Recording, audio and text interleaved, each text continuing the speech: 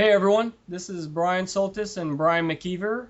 We are both Kentico MVPs, and we are rolling out a new series that we're working on, in which it's really going to be Bryan and I talking to each other, basically trying to stump each other with some questions and talking about things that deal with Kentico.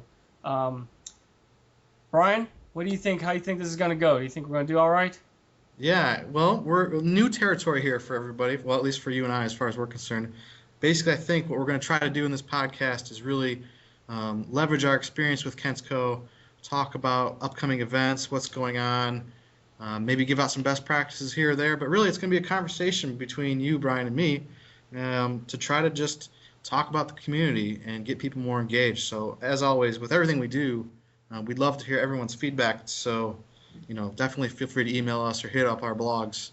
What are we going to talk about today, Bryan? Well, this first round we're going to hit up, kind of the Kentico Connections. It just rolled out in Boston a week and a half ago, and we figured that'd be a good way to kind of introduce people to what we're trying to do here, which we'll figure that out as we go, and to let you know what we thought about it and really what we got out of that conference.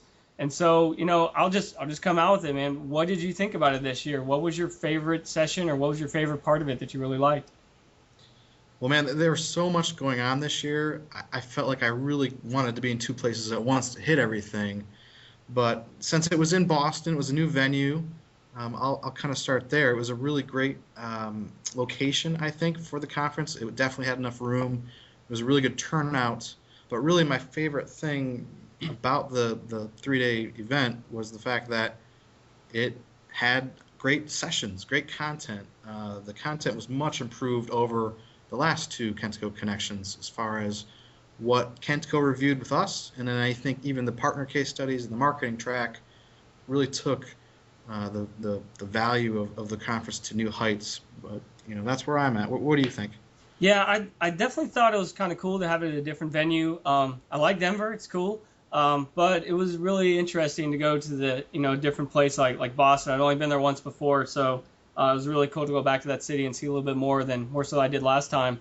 And because I get the benefit of actually get to go to the London one as well, I feel your pain on and kind of wanting to be in two of one. So the things I miss in Boston, I plan maybe hitting up in London. But the whole conference in general was a little different. The previous ones have really been focused around a product release that was happening right at the time of the connections, and this year is slightly different with version 8. It just has so many features in it.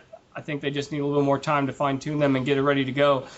I really thought that this conference had much more of a this is how you do something as opposed to these are something you can do. It really had the focus of here's some best practices. This is how you integrate the e-commerce into your site, which is one of Peter Vozak's session, which was one of my favorite ones that I attended, in which he really stepped through things and guided you on exactly how you do something. And that was something that was really cool that I can, I've been to a number of connections before, and that was definitely a little bit more of a hands-on tutorial approach, which I really thought made a big difference. And like you said, the different tracks on the dedicated marketing track, that definitely exposes a lot more people. And so if you're interested in just doing marketing things with Kentico, you're maybe not necessarily a developer or a CEO level, I think there was a lot of value there. I know we had some people from our company attend that track, and they loved the speakers that they brought in, hearing some case studies, some real world examples of using Kentico.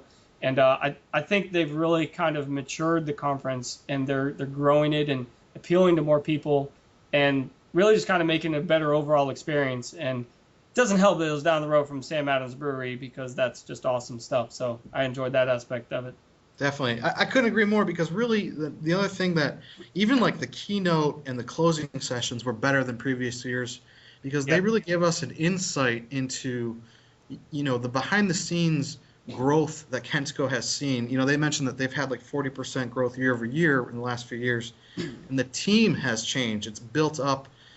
Some people that we're used to dealing with on a daily basis from a developer product module standpoint have been sort of promoted to group project managers. They have Ulrich, who's a new resource, who's the director of the product, and just seeing how they're organizing their own structure really excites me because I think they're going to be ramping up and they're really going to be able to take a more agile approach to the release cycle of Kentico, add things quicker, and it may not take 16 months, 18 months to release a site a full point. There's some new things coming down the pipe from the App Store and the overall modularization of the core engine that I think are really exciting. Yeah, I agree. I've even, at the end of the conference, they gave us a link to download Kentico 8 CTP. Got that running. Already been playing around with adding new modules. I mean, there's so much.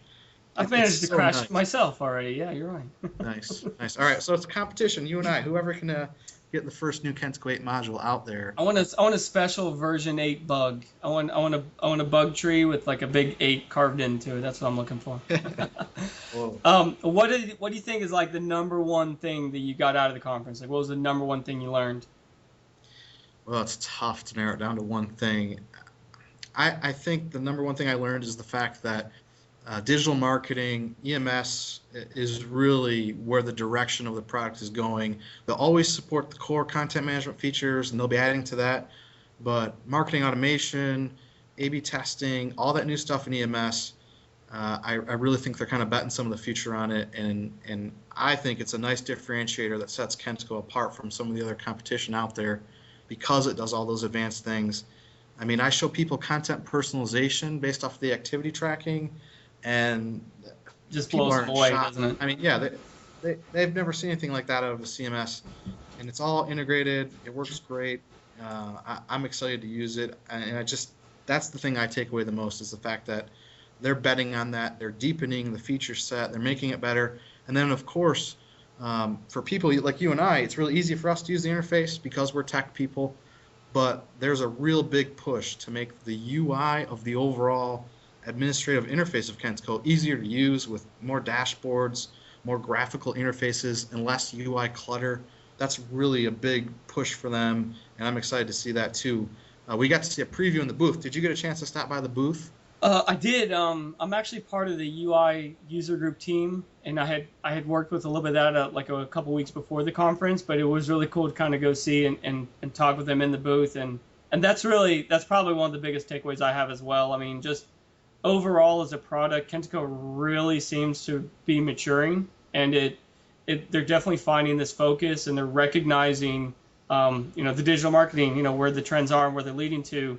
But more importantly, they really seem to be shaping the product in general. Like you said, the UI overhaul, I mean, that's going to blow people away. They're going to love that. And if you haven't seen it, it's so much better than an iframe-driven approach. It's much more like a dashboard with interactive components of it, and you can resize things. And I really equate it a lot to like a Windows 8 kind of design, like a tile-based view, which love it or hate it, you can't disagree that it's easy to get things done if you have a bunch of big tiles in front of you.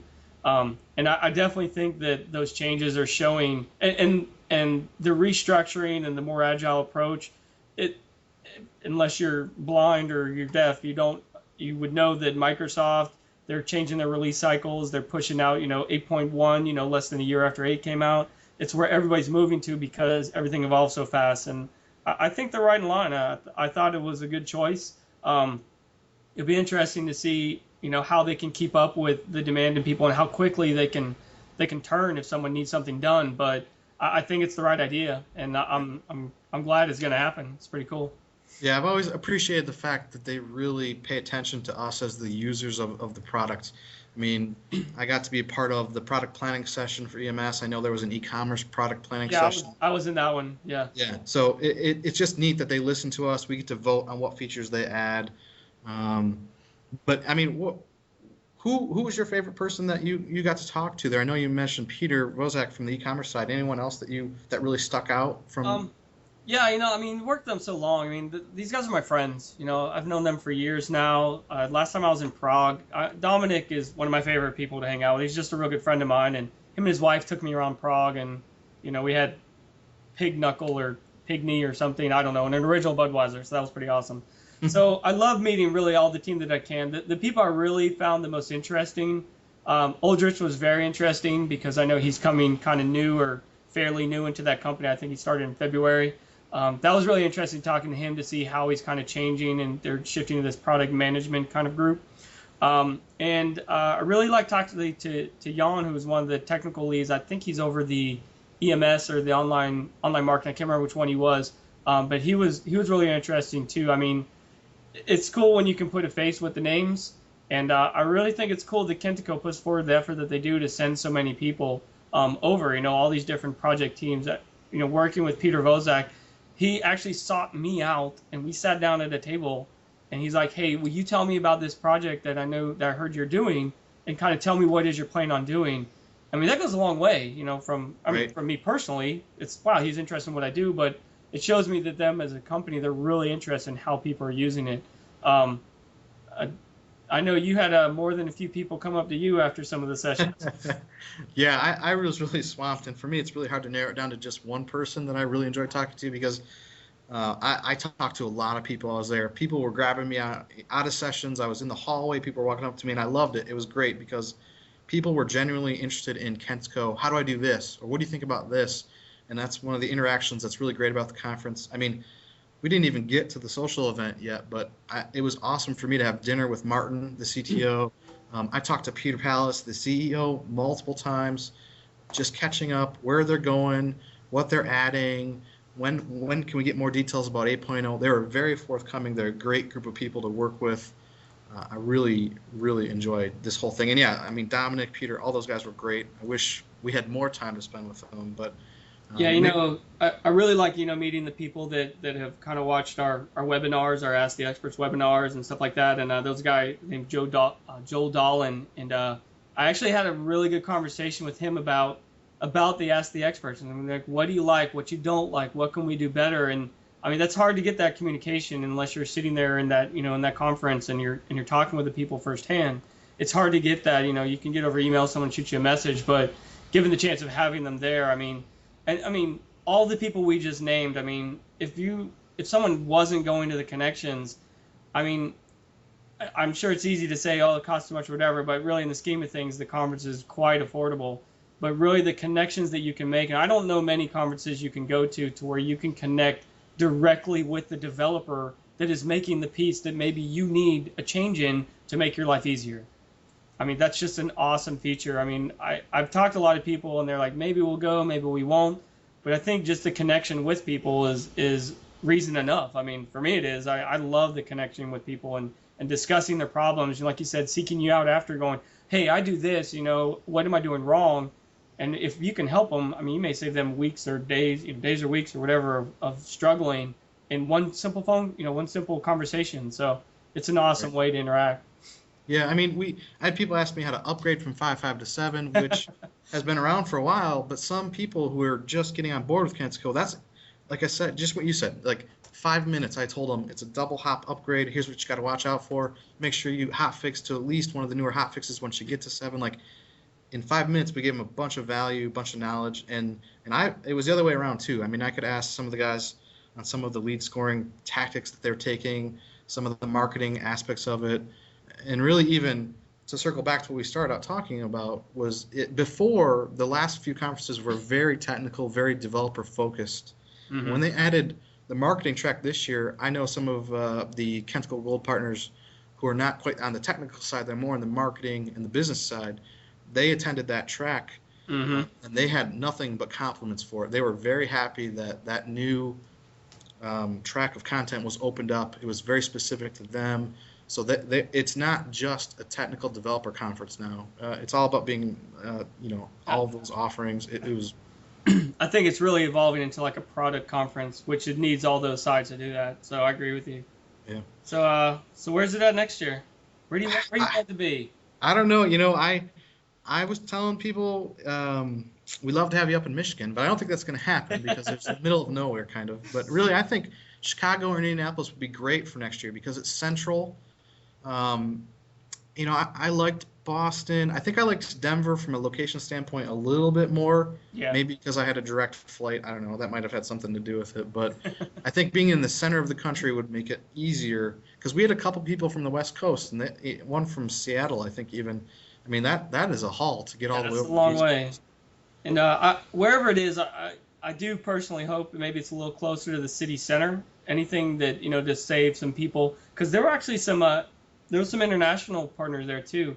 And I mean, they're renting a car and having to do all that, which is something obviously we do every day. But I don't do it every day in another country, so that would maybe make it a little more difficult. So I think Chicago would be a really good idea. I think that would be pretty cool. I also think, I mean, it'd be a long way for everybody, but there's always like Miami or something. But obviously, I'm a little partial to warm weather, so I don't have enough snow gear as you do, so it's a little tough. Yeah, I have plenty. You can have some if you need. Well, cool. So, I mean, one thing we skipped a little bit so far is a social event. I know we both had a lot of fun. We used just a few drink tickets here or there. I had to behave myself a little bit because my presentation was 9 a.m. on Tuesday, but what was your favorite part of the social event? The social event is definitely one of my one of the more enjoyable aspects of the conference for me. I personally think that a few partners and perhaps Kentico employees think it's their mission or their goal of the conference is to see how much I will drink or do while at a social event. And unfortunately, I don't have the self-will to not do it. So of course I'll do it. But I really like being able to walk around and talk to people. I do wish we would have had a little bit more established ask the expert vibe to it, to where we would have the table set up so people could kind of to go from one table to the next if they had specific questions. But the aquarium was really cool. It was definitely a neat experience and a neat ambiance. And I really enjoyed it. I mean, I always do.